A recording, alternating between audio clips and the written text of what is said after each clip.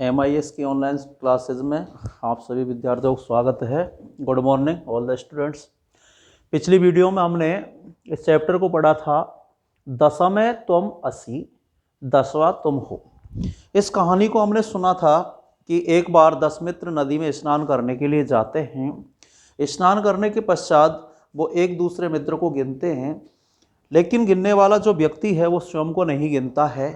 तो उन्हें ये चिंता होती है कि हमारे साथ का कोई भी एक मित्र जो है नदी में डूब गया है। इस चिंता में वो सभी मित्र वहाँ बैठ जाते हैं। उसी समय एक राहगीर आता है और उनसे चिंता का कारण पूछता है कि हे बालकों, तुम इतने चिंतित क्यों हो। सभी मित्र कहते हैं कि जब हम स्नान करने आए थे उस समय हम 10 मित्र थे, लेकिन हमारा कोई एक मित्र इस नदी में डूब गया है। तभी राहगीर उन मित्रों को गिनता है। राहगीर के गिनने पर वो सभी मित्र जो थे वो 10 ही थे, लेकिन गिनने वाला जो व्यक्ति है वो स्वयं को नहीं गिनता है। तभी राहगीर उन मित्रों का जो नेता था, उन छात्रों का जो नेता था, उससे कहता है कि देखिए मैं आपको गिन देता हूँ। तो वो गिनता है 1 2 3 4 5 6 7 8 9 और कहता है कि 10 में तुम हो। यहाँ तक हमने इस कहानी को पढ़ लिया। अब देखिए आगे लास्ट पैराग्राफ। पथिके तान ए गणियत। पथिके राहगीर ने तान यानी उन बालकों को, तान शब्द यहाँ सभी मित्रों के लिए प्रयुक्त हुआ है। पथिके तान ए गणियत, राहगीर ने उन बालकों को गिना। तत्र 10 बालकः एव आसन। तत्र यानी वहाँ, 10 यानी 10, बालकः बालक, एव यानी ही, आसन यानी थे, वहाँ 10 बालक ही थे। सह नायकम आदिशत त्वम बालकान गण्य। सह का शाब्दिक अर्थ होता है वह। सह शब्द जो है, सह शब्द पुल्लिंग एक वचन का शब्द है। सह का अर्थ वह होता है, लेकिन यहाँ वाक्य के अर्थ के अनुसार सह का अर्थ होगा उसने। सह नायकम आदिशत, सह यानी उस राहगीर ने, नायकम यानी नायक को, जो छात्रों का नेता था, उस छात्रों के नेता को आदिशत यानी आदेश दिया। त्वम यानी तुम, बालकान यानी बालकों को, तुम बालकों को, गण्य यानी गिनो, तुम बालकों को गिनो। ऐसा राहगीर ने छात्रों का जो नेता था उस नेता को यह आदेश दिया कि तुम बालकों को गिनो। सह तू नव बालकान एव अगण्यत। सह यानी उसने, यहां सह शब्द जो आया है यहां छात्र नेता के लिए आया है, और यहां जो सह शब्द आया है वो राहगीर के लिए अर्थात पथिक के लिए आया है। सह तू नब, सह यानी उसने, तू यानी तो, नब यानी 9, बालकान यानी बालकों को, एव यानी ही, अगण्यत यानी गिना। उसने तो 9 बालकों को ही गिना। तदा पथिक एवदत। तदा का अर्थ होता है तब या उस समय। तदा यानी तब, पथिके यानी पथिक ने, राहगीर ने, एवदत यानी कहा, यानी कि तब राहगीर बोला। क्या बोला? तदा पथिके एवदत, तब राहगीर बोला, दसमे त्वम असि इति। दसम है, त्वम असि, दसमे यानी 10वां, त्वम यानी तुम, असि यानी हो, 10वां तुम हो, इति यानी इस प्रकार। जब नेता ने अपने मित्रों को गिना तो उसने केवल 9 ही गिना, क्योंकि स्वयं को फिर भी नहीं गिना। तब राहगीर कहता है कि 10 में तुम हो। ततः श्रुत्वा, उसको सुन करके, अर्थात राहगीर की उस बात को सुन करके, प्रहृष्टा भूत्वा, प्रसन्न होकर के, प्रहृष्टा भूत्वा, यहां भू धातु कत्वा प्रत्यय हो करके, प्रहृष्टा प्रसन्न, तत् यानी उसकी बात को, किसकी, राहगीर की बात को श्रुत्वा यानी सुन करके, पृष्ठवा भूतवा प्रसन्न होकर के, सर्वे गृहम अगच्छन, सर्वे यानी सभी बालक, और गृहम यानी घर को, अगच्छन यानी चले गए। यहां कुछ शब्द हैं जिनको हम व्याकरणिक दृष्टि से देखते हैं। सबसे पहली बात, यहां श्रुत्वा, भूतवा, ये जो शब्द हैं, हम यहां बात करते हैं कि इन धातुओं में कत्वा प्रत्यय का प्रयोग किया गया है। कत्वा प्रत्यय एक पूर्वकालिक प्रत्यय होता है। कत्वा प्रत्यय पूर्वकालिक प्रत्यय होता है। कर्ता के द्वारा जब एक समय में दो क्रियाएं की जाती हैं, तो पूर्व में की जाने वाली क्रिया में कत्वा प्रत्यय का प्रयोग किया जाता है, जिसका त्वा शब्द शेष रहता है। त्वा शब्द शेष रहता है और के की इत संज्ञा होकर इसका लोप हो जाता है, और यह प्रत्यय कर या कर के अर्थ में प्रयुक्त होता है। कर या कर के अर्थ में प्रयुक्त होता है। जिस तरह से हम लिखते हैं, नीत्वा ले जा करके, पठित्वा पढ़ करके, खादित्वा खा करके, खादित्वा खा करके। यहां श्रुत्वा, श्रु का अर्थ होता है सुनना, श्रुत्वा सुन करके, भूतवा हो करके, प्रिहृष्टा भूतवा प्रसन्न हो करके, सर्वे सभी, गृहम अगच्छन घर को चले गए। तो यह कहानी हमने पढ़ी। इसके बाद में इसके प्रश्न उत्तरों की बात करते हैं। तो सभी अपनी पुस्तक निकालें और प्रश्न संख्या 1, उच्चारणम कुरुत, उच्चारण करें। हमें संस्कृत की गिनती दी गई है, इनका केवल हमें उच्चारण करना है। तो देखिए, मैं पूर्व में बता चुका हूं आपको कि 1 से 4 तक की जो संख्याएं होती हैं संस्कृत में, 1 से 4 तक की संख्याओं के रूप तीनों लिंगों में अलग अलग चलते हैं। 1 से 4 तक की संख्याओं के रूप तीनों लिंगों में अलग अलग चलते हैं। देखिए, पुल्लिंग,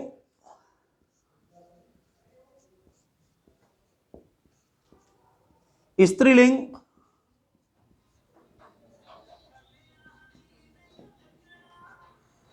नपुंसकलिंग, नपुंसकलिंग,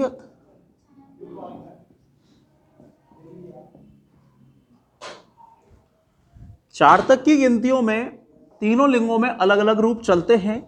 पुल्लिंग में एक, इसके रूप चलेंगे एक है, स्त्रीलिंग में एका, नपुंसक लिंग में एकम। पुल्लिंग में एक है, स्त्रीलिंग में एका, नपुंसक लिंग में एकम। इसी प्रकार हम दो की संस्कृत देखते हैं। पुल्लिंग में द्यो, स्त्रीलिंग में द्वे, नपुंसक लिंग में द्वे। पुल्लिंग में त्रय, स्त्रीलिंग में त्रिस्त्रय, नपुंसक लिंग में त्रीनी। इस तरह से हम देखते हैं कि 1 से लेकर 4 तक की जो गिनतियों के रूप हैं वो तीनों लिंगों में अलग अलग चलेंगे। एक है, एका, एकम, द्यो, द्वे, द्वे, त्रय, त्रिस्त्रय और त्रीणी। इस तरह से इनके रूप चलेंगे। यहां हम देखेंगे कि चतवार है, चतवार है, चतस्त्रय, चतवारी, नपुंसक लिंग में चतवारी। इसके बाद में 5 से आगे की संख्याएं जो हैं उन सबके रूप एक ही लिंग में चलेंगे, यानी कि तीनों लिंगों में समान चलेंगे। पंच, षट, सप्त, अष्ट, नव, 10 एकादश द्वादश त्रयोदश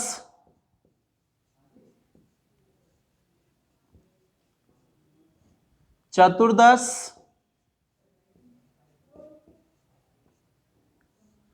पंचदश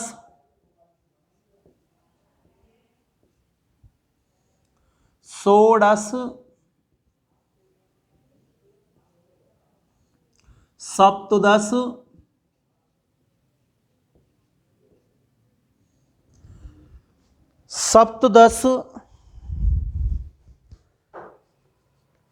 अष्टादश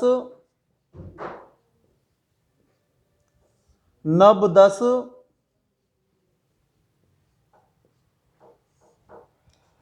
विंशति ही नवदश को एकोनविंशति ही भी कहते हैं।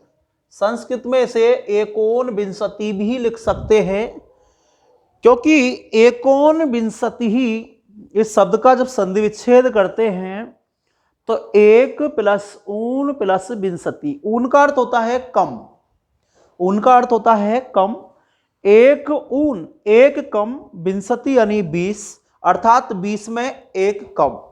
तो हम इसे नवदश और एकोनविंशति ही लिख सकते हैं। ये हमारी संस्कृत की 20 तक की गिनती हैं जो आपको दी गई हैं, इनका केवल हमें उच्चारण करना है।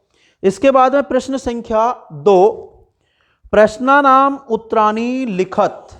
प्रश्नानाम उत्तराणि लिखत अर्थात प्रश्नों के उत्तर लिखिए। प्रश्नानाम उत्तराणि लिखत, प्रश्नों के उत्तर लिखिए। आप अपनी संस्कृत की बुक में प्रश्न संख्या 2 को देखें, मैं यहां केवल आपको आंसर बताऊंगा, बाकी प्रश्न आप अपनी पुस्तक से देखें। प्रश्नानाम उत्तराणि लिखत, प्रश्नों के उत्तर लिखें, और यहीं से आपको नोटबुक में करने हैं ये प्रश्न। प्रश्न संख्या के कति बालकः स्नानाय अगच्छन्। कति बालकः, कितने बालक, कति बालकः कितने बालक, स्नानाय, स्नानाय शब्द में चतुर्थी विभक्ति अर्थात संप्रदान कारक, कर्ता ने कर्म को करण से संप्रदान के लिए, स्नानाय नहाने के लिए, अगच्छन्, अगच्छन् शब्द में हम देखते हैं लंग लकार अर्थात भूतकाल, अगच्छन् गम धातु तो गए। कति बालकः स्नानाय अगच्छन्, कितने बालक नहाने के लिए गए। तो यहां हमारा जो आंसर होगा 10 बालकः, 10 बालकः स्नानाय अगच्छन्, 10 बालकः स्नानाय अगच्छन्, 10 बालक नहाने के लिए गए। ते स्नानाय कुत्र अगच्छन्, ते यानी वे सब बालक, स्नानाय यानी नहाने के लिए, कुत्र यानी कहां, अगच्छन् यानी गए, वे सभी बालक नहाने के लिए कहां गए। देखिए, ते बालकः वे सभी बालक नदी पर, नदी पर स्नानाय नहाने के लिए अगच्छन् गए, अगच्छन् गए। देखिए, नदीम शब्द में यहां द्वितीय विभक्ति का प्रयोग किया गया है, क्योंकि गत्यर्थक धातुओं में हम जिस स्थान पर जाते हैं उसमें द्वितीय विभक्ति का प्रयोग होगा। मान के चलिए आपको संस्कृत में कोई वाक्य दे दिया जाता है कि बालक विद्यालय जाता है, बालक विद्यालय जाता है, बालक विद्यालय जाता है। यहां बालक कर्ता, जाता है क्रिया, कहां जाता है, ये स्थानवाचक जो शब्द है, जहां बालक जा रहा है तो इसमें द्वितीय विभक्ति का प्रयोग होगा। तो यहां हम विद्यालयम लिखेंगे, विद्यालयम। बालक कर्ता हो गया, एक वचन, बालक के रूप राम के जैसे चलेंगे, और कर्तृ प्रथमा सूत्र से कर्ता में प्रथमा विभक्ति का प्रयोग होगा, इसलिए बालक है विद्यालयम। बालक शब्द अगर हम बात करते हैं प्रथम पुरुष एक वचन, प्रथम पुरुष एक वचन, अब जाता है अर्थात लट लकार धातु, इसमें लट लकार, तो यहां हम देखेंगे कि गच्छति, गच्छति आएगा कर्ता के अनुसार, कर्ता के अनुसार गच्छति, यहां धातु का प्रयोग होगा, हमारा वाक्य बनेगा बालक है विद्यालयम गच्छति, बालक विद्यालय जाता है। तो यहां हम ते बालकः नदीम स्नानाय एगच्छन्, वे सभी बालक नदी पर स्नान करने के लिए गए। नेक्स्ट, ते कम निश्चयम अकुर्वन्, उन्होंने क्या निश्चय किया, ते कम निश्चयम अकुर्वन्, उन्होंने क्या निश्चय किया। देखिए, उन्होंने विचार किया कि एक बार हम सभी मित्रों को गिने, हम नदी में स्नान करने के लिए आए हैं, तो हम इस सभी मित्र मौजूद हैं अथवा नहीं, तो इसके लिए उन्होंने जब अपने मित्रों को गिना तो गिनने वाला व्यक्ति स्वयं को नहीं गिनता है, और स्वयं को न गिनने के कारण वो सभी मित्र जब गिनते हैं अपने मित्रों को तो 9 संख्या में बैठते हैं। तो उन्होंने निश्चय किया कि हमारा 10वां जो मित्र है वो पानी में डूब गया है। तो ते कम निश्चयम अकुर्वन्, उन्होंने क्या निश्चय किया, उन्होंने निश्चय किया कि 10वां जो मित्र है वो पानी में डूब गया है। तो देखिए इसका आंसर लिखेंगे, 10वें हैं 10वां, नद्याम नदी में मग्न है डूब गया, इति इस प्रकार, निश्चयम निश्चय अकुर्वन् किया, ऐसा निश्चय किया कि 10वां जो है वो नदी में डूब गया। यहां जो 10वां बालक है वो 10वां बालक नदी में डूब गया। इसके बाद देखिए नेक्स्ट, मार्गे कहे आगच्छत, रास्ते में कौन आता है। जब सभी बालक चिंतित होकर के बैठ जाते हैं तभी वहां एक राहगीर आता है। तो मार्ग में कौन आता है, मार्गे, मार्ग में पथिके, पथिके राहगीरे, और आगच्छत आता है, आगच्छत आता है, तो रास्ते में एक राहगीर आता है। नेक्स्ट, पथिके किम एवदत, पथिक क्या बोलता है, पथिके किम एवदत, राहगीर ने क्या बोला। राहगीर ने सभी मित्रों को गिना, सभी मित्रों के गिनने पर उन्होंने विचार किया कि ये तो 10 हैं। तो उन्होंने छात्रों का जो नेता था उनसे कहा कि अब आप दोबारा अपने मित्रों को गिनें। छात्रों का जो नेता है वो अपने मित्रों को गिनता है, 1 2 3 4 5 6 7 8 9, लेकिन वो स्वयं को नहीं गिनता है। तभी राहगीर कहता है कि 10 में तुम हो, अर्थात 10 में त्वम असि, 10वें तुम हो। इति यानी इस प्रकार, इति इस प्रकार,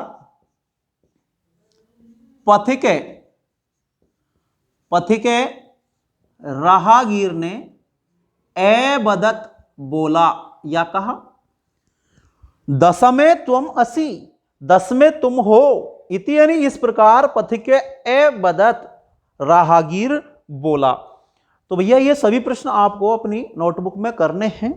इसके बाद में देखिए, शुद्ध कथनानाम समक्षम इति अशुद्ध कथनानाम समक्षम, यहां कुछ चिन्ह दिए गए हैं हमें। तो देखिए, शुद्ध कथनानाम समक्षम, शुद्ध कथनों के समक्षम यानी सामने, जो शुद्ध वाक्य हैं उन शुद्ध वाक्यों के सामने अर्थात सत्य कथनों के सामने हमें ये मार्क लगाना है, और अशुद्ध कथनों के अर्थात असत्य जो कथन है उनके सामने ये चिन्ह आपको लगाना है। यहां पहला जो वाक्य है, पहला वाक्य है, दशः बालकः स्नानाय अगच्छन्। दशः बालकः, 10 बालकः स्नानाय अगच्छन्, अगच्छन्। 10 बालकः, 10 बालक स्नानाय नहाने के लिए, स्नान करने के लिए, अगच्छन् गए।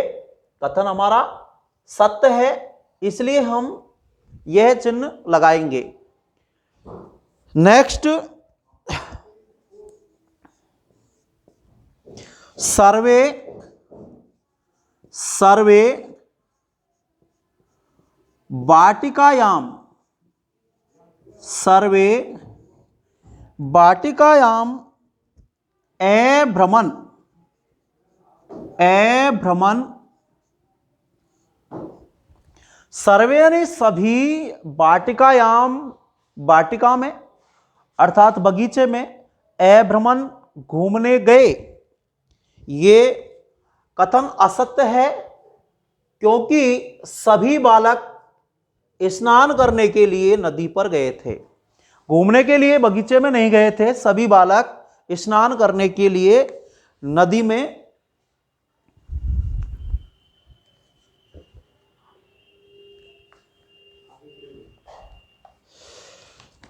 इसके जो प्रश्न उत्तर हैं हम नेक्स्ट वीडियो में करेंगे। अभी जो आपको ये चैप्टर पढ़ाया है इसका एक तो अनुवाद करना है आपको अपनी नोटबुक में, और जो प्रश्न हल करवाए हैं उनको भी नोटबुक में करना है और याद भी करना है। आज के लिए इतना ही काफ़ी। नेक्स्ट वीडियो में इसके प्रश्न उत्तर हल करवाएंगे।